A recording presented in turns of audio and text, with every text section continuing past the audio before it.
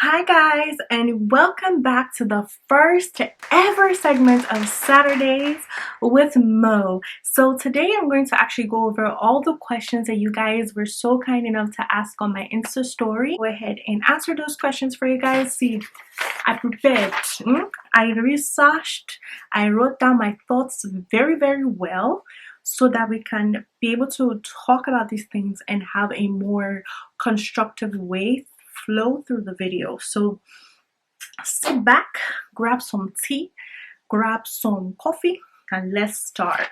So the first question that I got asked was, I would like advice on getting back on the dating scene. So my first answer to this question is pretty much dating apps, especially in quarantine. Who are you meeting right now? No one. So I think you should take this time to download apps such as Bumble, Hinge, Tinder. Now, from my personal experience, I would definitely suggest Bumble because it forces you as a girl to actually make the first move. To me, I feel like it gives you a choice to choose who you want to talk to, rather like apps like Tinder where the person will hit you up. And as girls, we tend to be a little bit scared to make the first move, and I feel like why not ask, why not make that first move? And I feel like it helps you actually filter out the kind of guys you don't want, and it helps you see which kind of guys you would like.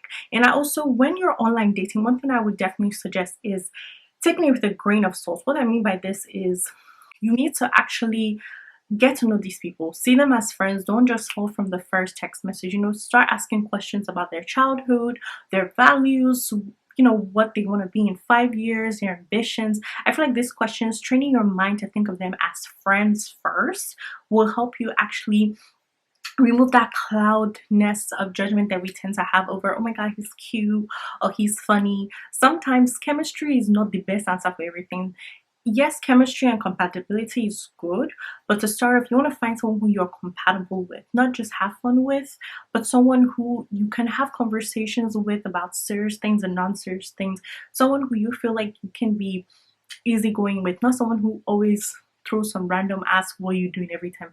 Find someone who, like, I would suggest personally from my experience, is asking the questions first and notice if they're asking you questions back. You know what I mean? Don't let them start off asking you questions first, because then from whatever answer you give them, they can construct an answer that they think will be best as what you want, and you don't want that kind of situation. So I feel like asking them questions, getting a feel of who they are, is the best thing to do. Definitely suggest is, with online dating, you need to be very careful. Don't expose your address if someone you've never met.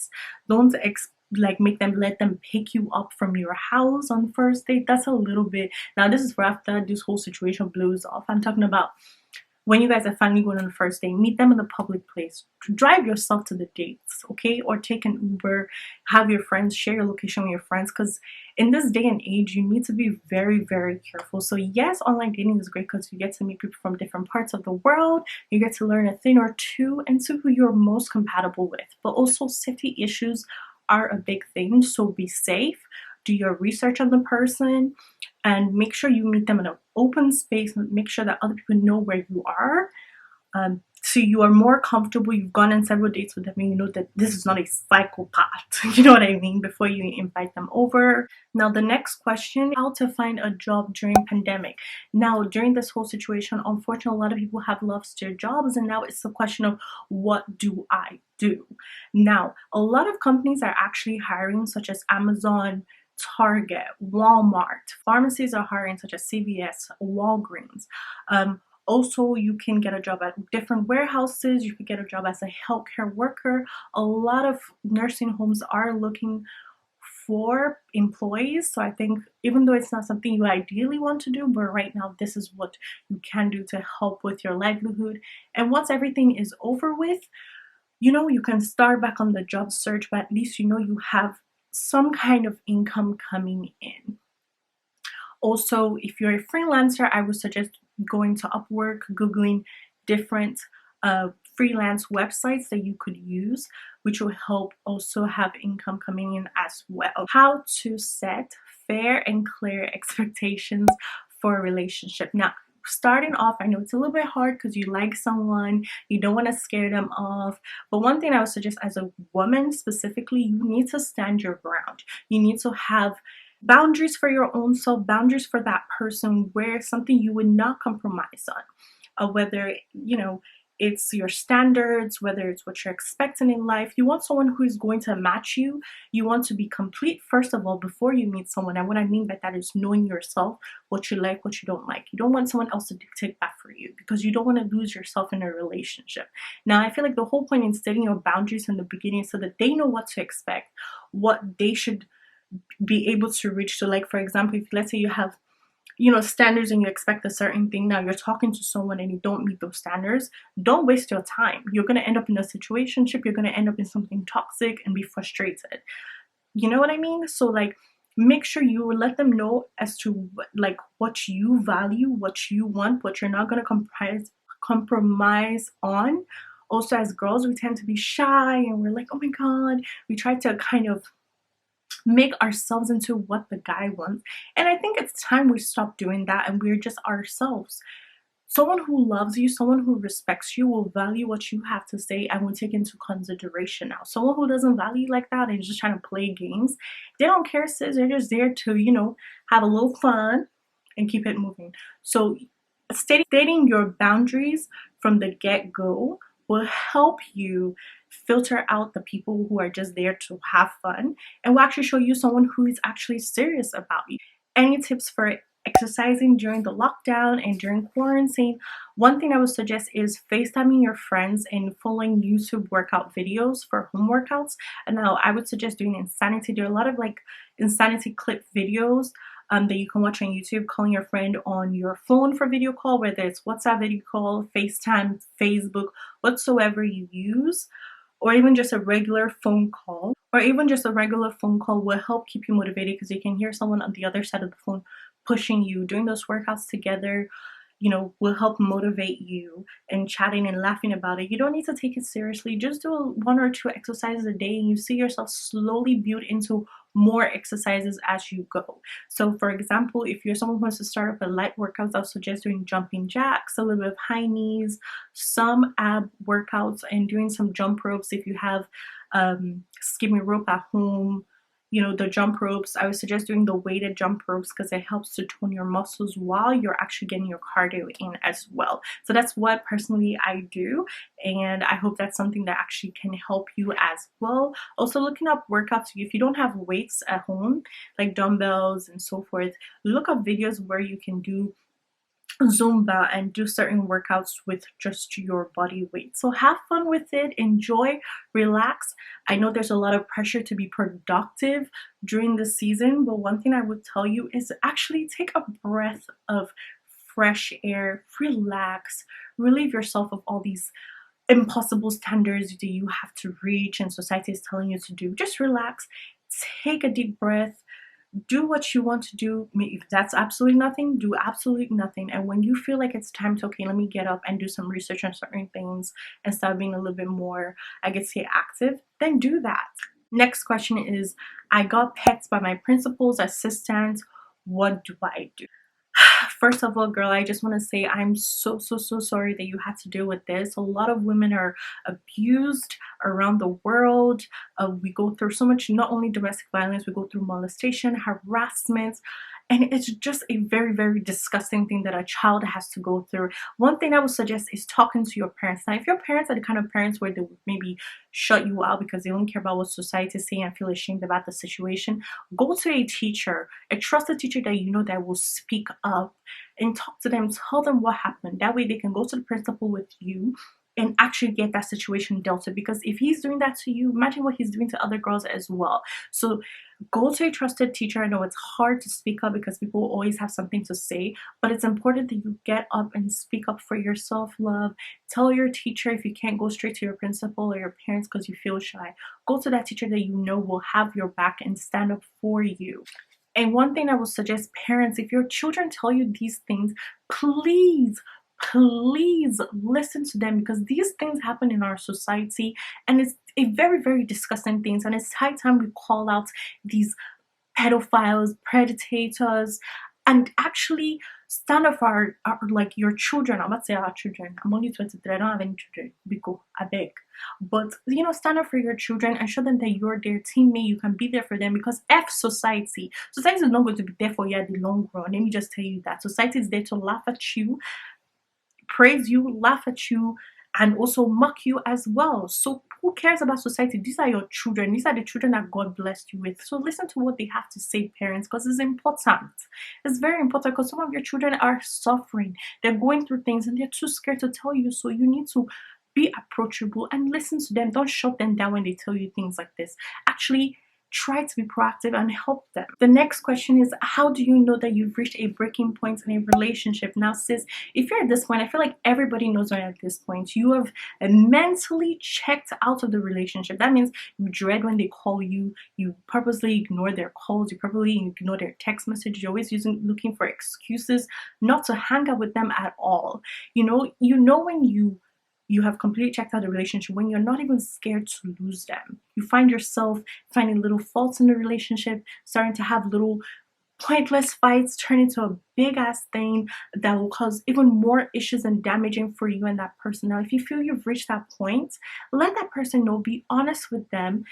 And honestly, it will, even though it hurts that person, but at least you won't be able to further damage them and them think, what could I have done differently? Why couldn't they tell me? Why did they have to push it? You know what I mean? Let them know, be honest with them from the get-go. That way both of you can walk out from this situation not damaged, because they will be happy and grateful to you in the long run that you were honest with them and you told them. Now, it may not be in a week time, in a month's time, but after they heal and they really look back and think about it, they'll be happy that you actually told them instead of lead them on and drag them into a pointless relationship. Next question is, what inspired you to start your podcast and YouTube?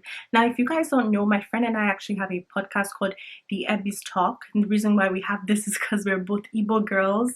We're from different regions of the Igbo land. And so my full name is Eberechukwu and has Ebelechukwu. So we decided to come together and talk about experiences as Nigerian girls, Nigerian American girls living in the US, and talking about our experiences, college life, finances, and so forth as we go through this adult world, and sharing our experiences with our viewers, because we want to create that sisterhood. And the reason why I made YouTube is because when I first moved to the US, I was very shy, I didn't know people, so I would watch a lot of YouTube, and that kind of helped me build my confidence, get to know about femininity, how to do makeup, how to do my hair, and so forth. And to me, it inspired me. And I feel like when you are inspired to do something, you're moved to do something, you should do it regardless of whatever feeling you have. Just push yourself and do it. Stop thinking, do. And that's something that I had to let myself know, because I've been wanting to shoot videos, like do YouTube for 4 years now, but I was so insecure, and I was like, oh my god, like what if I don't have the right look? What if no one likes my content? I don't want haters and stuff. But that's what comes with it. And one thing you need to know is God made you beautiful no matter what you look like, and He made all of us unique, and that's what makes you you, and nobody can be you but you. There's no other Monique, okay? I'm the only Monique. Do you understand? Another question is, what is your honest opinion about Brazilian butt lifts? Now look, first of all, one thing I want to say is, do you boo? If you have the money for it, do it. But one thing I would say, if you don't have the money for it and you're looking for cheap ways to do it by going to countries where there are sketchy doctors doing it, please do not do that. Do your research, save your money, look up risk, make yourself aware of what you're doing to your body. You understand? Because you're doing something, you're doing surgery, they're cutting, they're doing things. You need to know what is actually happening to your body. You know the risk, you know the side effects, you know the long-term effects that's going to come with this procedure. Now, for me personally, it's not my cup of tea, however I am. Do you understand? Now, I'm not opposed to getting things done. Like I said, do whatever you choose to do for yourself that will make you feel the way you want to feel, with whether it's whole, whether it's more pretty, give you more confidence. That's your business. The beauty is in the eye of the beholder. So however you envision yourself to be, work towards that. Just remember, save money to do that procedure and go to the right doctors. Do your research on what doctors to go to and what not to go to. Look up reviews, sis. look up reviews. I would say go to different doctors as well and do multiple consultations to see which doctor will actually do what you need to do exactly how you want it to be done. So the next question is, what are the challenges that the next generation will face? Now, honestly, personally, I don't know because we're not in the future, we're not in next year, the year after that. But right now, one thing I can say that the next generation, especially for postgrads, are going to face is job scarcity. With the whole situation going on right now, a lot of jobs are closed, people are losing jobs.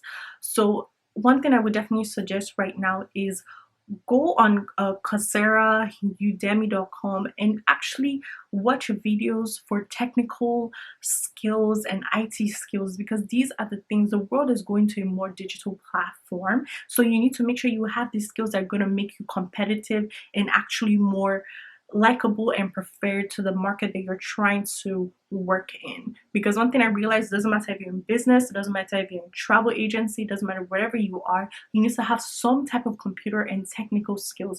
Also, honestly, if you feel that college is not right for you, go to a trade school, learn different skills such as plumbing, electricity, be an electrician, do certain things, because those trade school jobs that you get from the acquired skills you get from trade school will make you a lot of money. It's not everybody can be a doctor, not everybody can be an engineer, not everybody can, be a math teacher. So do what you feel is best for you. Don't waste thousands and thousands of dollars in loans to go to college once you realize, shit, that's not what I wanted to do. Do what pleases you. F what everybody thinks. As far as you put your mind to it, you can do it. Next question is, what values should I find in a woman? I'm trying to get into the dating scene and find a girlfriend. One thing I would suggest is, have you done self-reflection on yourself?